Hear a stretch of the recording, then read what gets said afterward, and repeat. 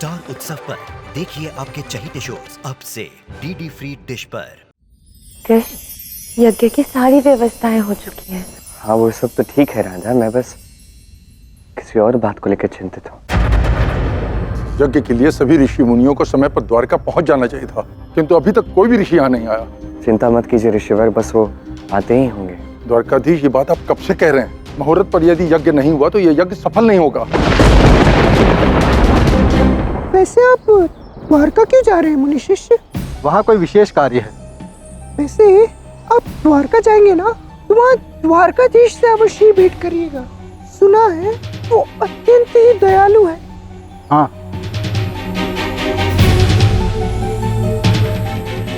वैसे किसी ने सही कहा है, जितना बड़ा राजा उसके उतने ही बड़े शत्रु, और अवश्य द्वारकाधीश पर भी सदैव ही संकट मंडराता रहता है। हाँ देवी, हम श्री कृष्ण की दीर्घायु और द्वारका की सुरक्षा सुनिश्चित करने के लिए एक महत्वपूर्ण यज्ञ की योजना द्वारका में ही कर रहे हैं।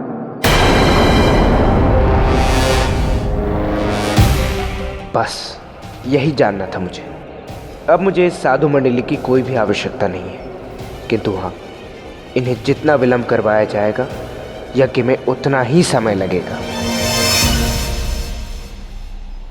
क्या हुआ देवी, आप रुक क्यों गई?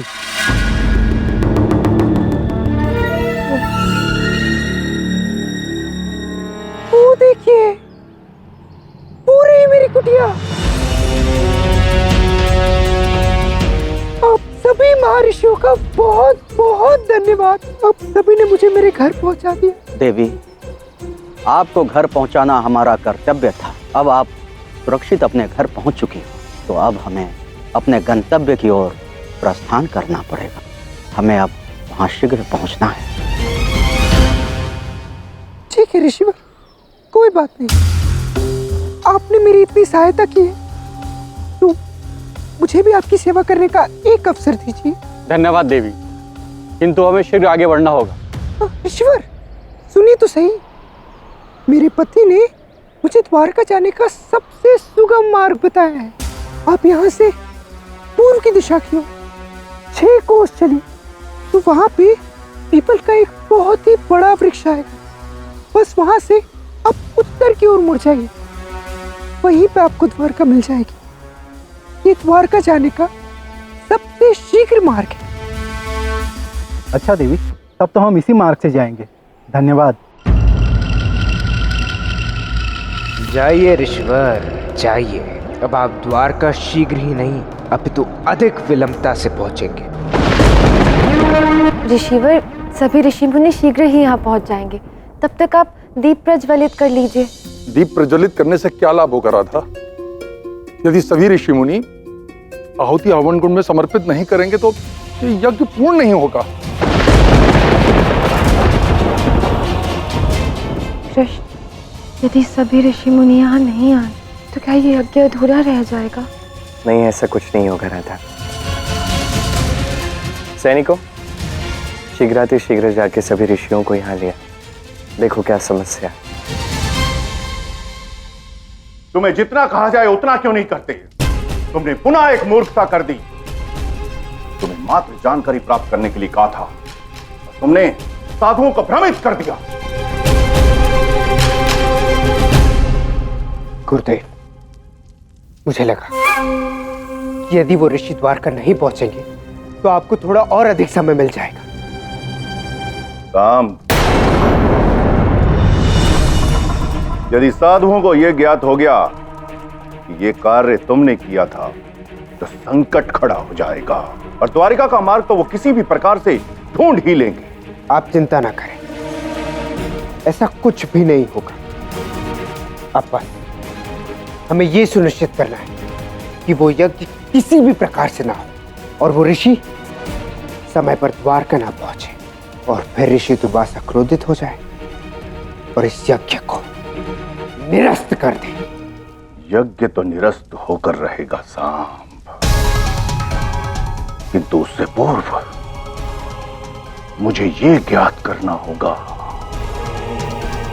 कि ऋषि दुर्वासा का कृष्ण पर खीर उड़ेलने का वास्तविक उद्देश्य क्या था। नक्षत्रों की गणना के अनुसार मुहूर्त का समय हो चुका है। अब मैं ये पात्र जल में रखूंगा। इसमें एक छिद्र है जिसमें निरंतर जल भरता रहेगा, और जब ये पात्र भर जाएगा और जलमग्न हो जाएगा, उस घड़ी मुहूर्त का समय भी समाप्त हो जाएगा।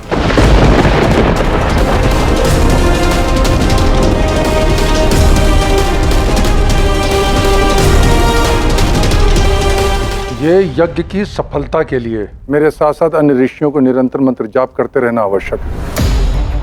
सभी ऋषि गणों का यहाँ उपस्थित होना भी अनिवार्य है। मंत्रों के जाप और अतिथियों के अभाव में ये यज्ञ सफल नहीं हो पाएगा। अवश्य ऋषि श्रेष्ठ। कृष्ण, सैनिकों को ऋषियों की कोई सूचना नहीं है। कहाँ रह गए वो? कब आएंगे?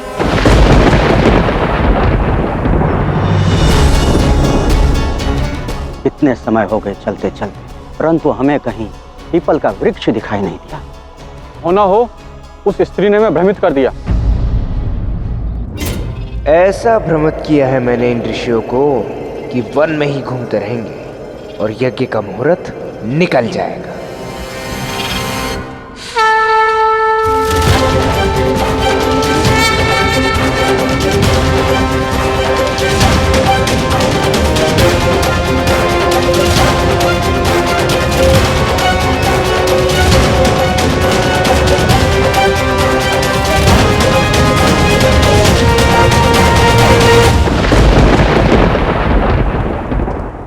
अभी कुछ ही क्षणों में ये पात्र भी जलमग्न हो जाएगा और ये ज्योति भी बुझ जाएगी। ऋषियों की आहुति के बिना ये यज्ञ की अग्नि भी ठंडी हो जाएगी। मुझे नहीं लगता कि मैं ये यज्ञ पूर्ण कर पाऊंगा। ऐसा मत कहिए ऋषिवर, अभी कुछ क्षण शेष है। सभी ऋषिगण शीघ्र ही आ जाएंगे। नहीं राधा, हवन कुंड में प्रज्वलित ज्योति भी अब बुझने लगी है। यदि कुछ समय में ऋषियों द्वारा आहुति नहीं दी गई तो द्वारका की रक्षा के लिए किया गया हमारा यह प्रयत्न विफल हो जाएगा।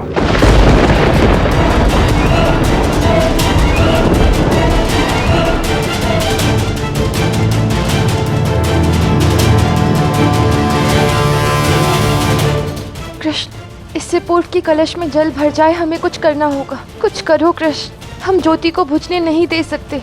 हमें कुछ करना तो होगा राधे।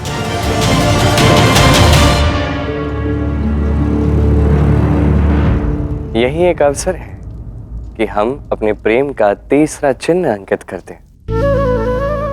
हाँ राधे, पृथ्वी पर राधा कृष्ण के प्रेम का तीसरा चिन्ह इस अग्नि में हम बनाएंगे।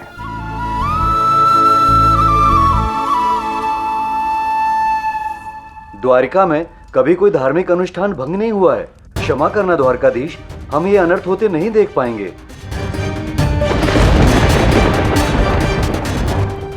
आप सब इतनी शीघ्र जा क्यों रहे हैं? देखिए, रुक जाइए। क्षमा कीजिए कृष्ण, हमारे समीप अल्प समय है। जो करना है शीघ्र करो।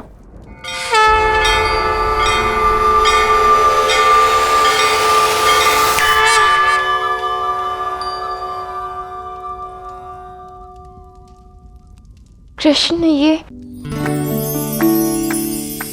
कुछ मत कहो।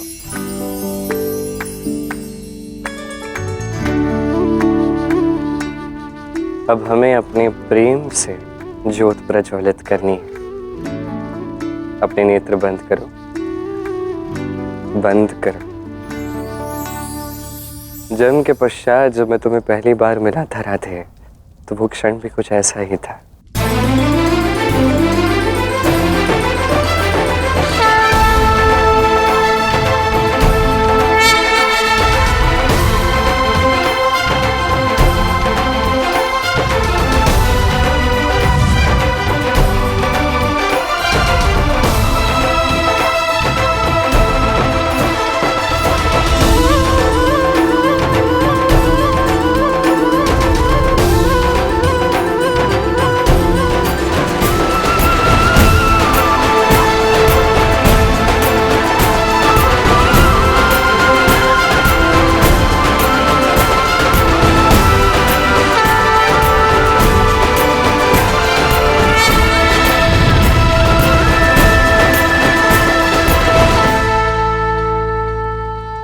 ये देखो राधा,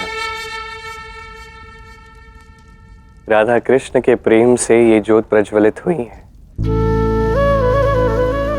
ये अनंत काल तक चलेगी और कभी नहीं बुझेगी।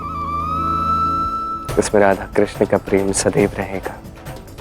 और इसी प्रकार हमने पृथ्वी पर इस अग्नि में हमारे प्रेम का तीसरा चिन्ह बना दिया है।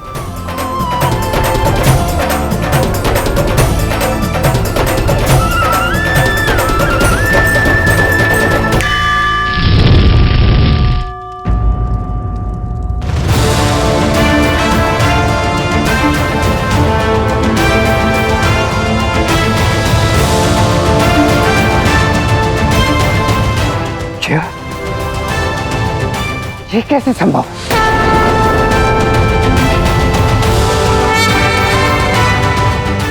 ये तो चमत्कार हो गया। अब ये ज्योति नहीं बुझेगी।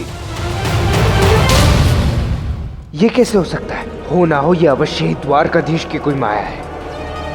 किंतु यज्ञ ज्योति बुझे ना बुझे, अन्य सभी ऋषि विलंब से पहुंचेंगे और तब तक यज्ञ का मुहूर्त बीत चुका होगा।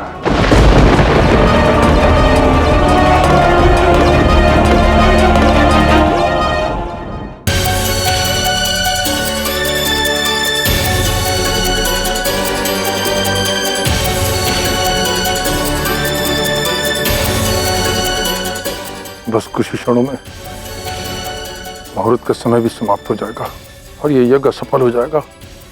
नहीं ऋषिवर, ज्योति अभी भी जल रही है और अभी भी समय शेष है। देखिए,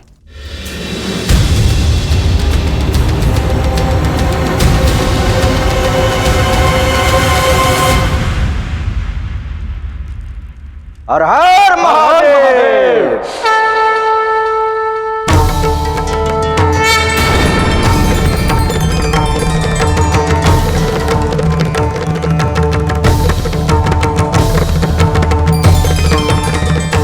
अंततः आप सब आ ही गए।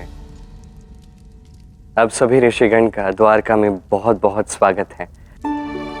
ऋषि वशिष्ठ, ऋषि भृगु, दुर्वासा का सादर प्रणाम। देखा ऋषिवर, कृष्ण ने उचित ही कहा था कि निराश नहीं होना है। एक क्षण में सब कुछ परिवर्तित हो सकता है। धन्यवाद कृष्ण, किंतु हमें आने में विलंब हुआ। हम समय पे अवश्य पहुंच जाते, परंतु क्या ऋषिवर? ऋषिवर, मार्ग में आकर एक स्त्री ने हमसे सहायता मांगी। उसने जो मार्ग हमें बताए उस पर आगे चलकर हम कहीं भटक गए।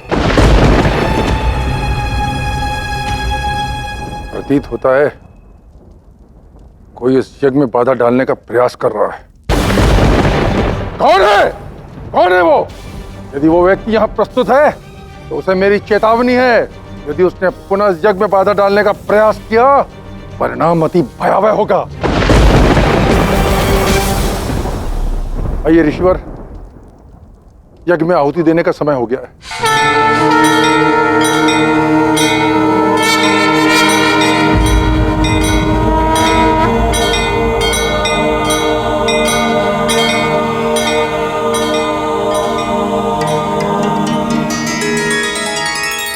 गुरुदेव, सभी ऋषि द्वारका पहुंच चुके हैं और उन्होंने ऋषि दुर्वासा को बता दिया है कि किसी स्त्री ने उन्हें भ्रमित कर दिया था और उन्होंने तत्काल ही उस यज्ञ को आरंभ कर दिया। अब इस यज्ञ को रोकना असंभव है साम। हमें अपनी दूसरी समस्या का हल निकालना चाहिए। उसके लिए तुम्हें अपने वस्त्र निकालने होंगे। मुझे मेरे वस्त्र उतारने होंगे? किंतु क्यों गुरुदेव? जो मैं कहता हूं वो करो और वस्त्र उतार कर उस प्रकार बैठ जाओ जैसे कृष्ण बैठा था। जब दुर्वासा ने कृष्ण पर खीर उड़ेली थी। खीर के प्रकरण के आगे इतना कुछ हो चुका है, किंतु अब फिर भी अब तक उस खीर में ही उलझे हुए हैं। जो दिखता है वो सत्य नहीं होता साम। यदि विजय चाहिए तो मस्तिष्क के नेत्र से भविष्य को देखो। अब तर्क वितर्क छोड़ो, मैं जैसा कह रहा हूं वैसा करो।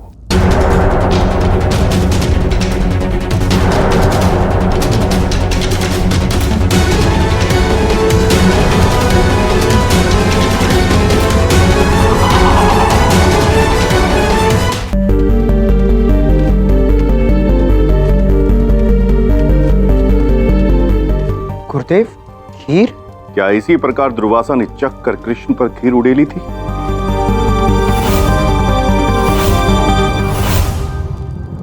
हाँ।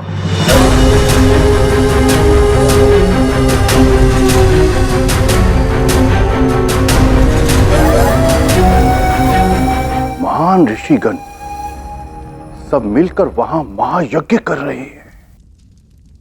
क्यों? सभी सूत्र जोड़ने होंगे, अन्यथा ये पहेली हल नहीं हो पाएगी।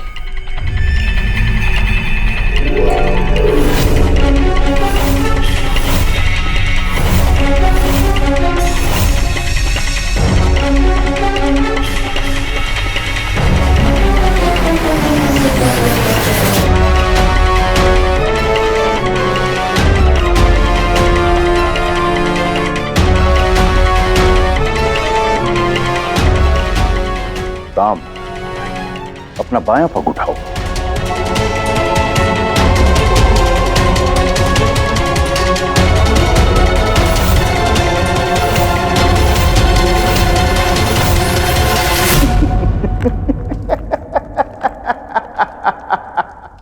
इतनी सूक्ष्म सी बात पहले मुझे समझ नहीं आई कि दुर्वासा ने कृष्ण पर खीर डालकर उसे कवच पहनाया था।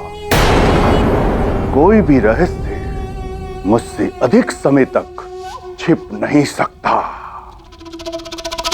अब भी कृष्ण का अंत हो सकता है, क्योंकि वो खीर कृष्ण के चरण तल तक स्पर्श हुई ही नहीं। मरना होगा कृष्ण को, मरना होगा, मरना होगा।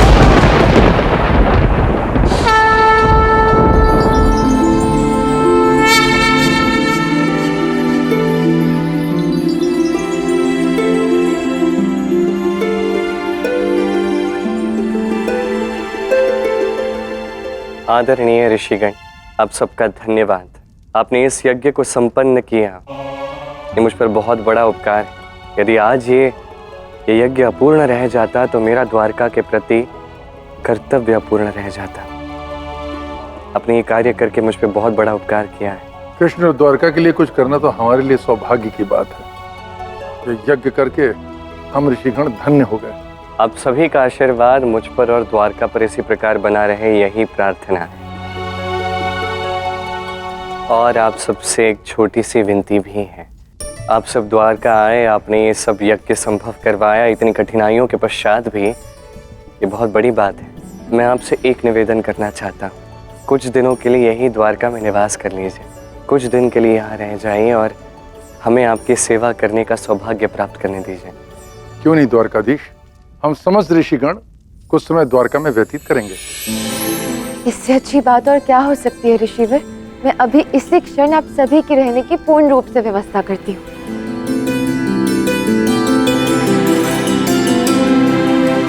जो कार्य अब तक पिताश्री करते आ रहे वो ऋषि दुर्वासा ने कर दिया। हम कुछ भी कर पाते उससे पूर्व ही ऋषि दुर्वासा ने पिताश्री और द्वारका दोनों को ही सुरक्षित कर दिया।